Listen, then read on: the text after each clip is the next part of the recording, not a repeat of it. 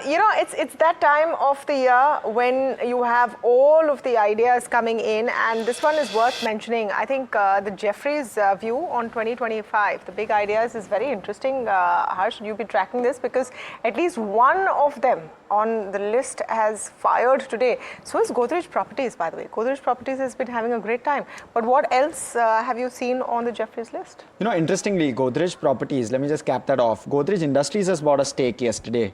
So they bought around 1% or so, which is also very positive. In Godrej Properties, yes. So fascinatingly, that was one thing. And likely that's why the stock at least was on our radar in the morning, but has likely buzzed today. But outside of that, Jefferies, in terms of their viewpoint, December 2025, Nifty target of 26,600, so a 10% odd upside from here. Where will valuations lie? Therefore, around 20.5 times 1 year forward is where valuations would be. And they're saying that this is around a 6% odd discount to historical valuation. So wouldn't be too expensive at that point either. What do they like? They believe that the investment cycle is in the 5th year. It's going to be a decade-long investment cycle, and there's another 5 years at least to go.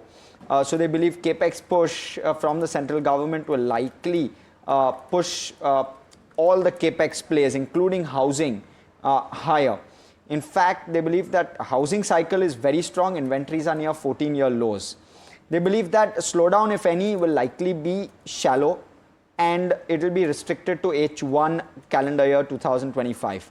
They're expecting corporate EPS growth of around 13%, and they believe that domestic equity flows will continue to rise, but supply will cap the kind of rise that there is. In terms of what they like, financials they're overweight on, IT is something they're overweight on, telecom is something they like, and Bharti is among those picks. They also like something like an auto, a healthcare, power utilities, and real estate. Those are some sectors they like. What they are underweight on: energy, consumer staples, consumer discretionary, and materials. Fascinatingly, in an investment upcycle, being underweight materials. Now, in terms of obviously names, because that will likely be the most relevant part. Plenty of names that they've given us in terms of financials. They like ICICI, Axis, SBI, Bharti Airtel within telecom, JSW Energy within energy, TVS Coal India, Godrej Properties, and Sun Pharma. They remain overweight on banks. They are highest conviction idea. They prefer large caps over mid caps.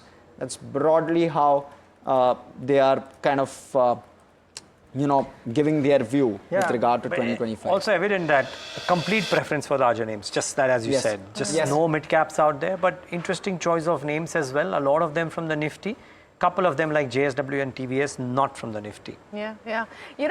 If you look at, and like I said, this is the time for all of the lists, top banking names, make it to let's play the old hits. That's the theme for most of these year-ender kind of names that are coming in. And ICICI Bank, SBI, Axis make it to all of those lists. I'm wondering, in your wish list from Santa, Jay, what are the stocks that you're seeing and that you're hoping fire into 2025? Do you have the classic hits there? Not yet. I'm hoping for Santa to make the markets drop a little more lower, so that we can get bargain basement prices. I believe the markets have 10% downsides to work with. I've been since the 1st of October or end of September. I've been working with Nifty to drop to the June 4th low, the post-election results low of 21,830. I think. Yeah, so probably 21,300. I think. So it's a rough figure there. So once that's done, I think the market presents a much more bullish picture. Anticipate record highs post that, but until that point, I'll hold on to my cash. Cash is king. So I'm not looking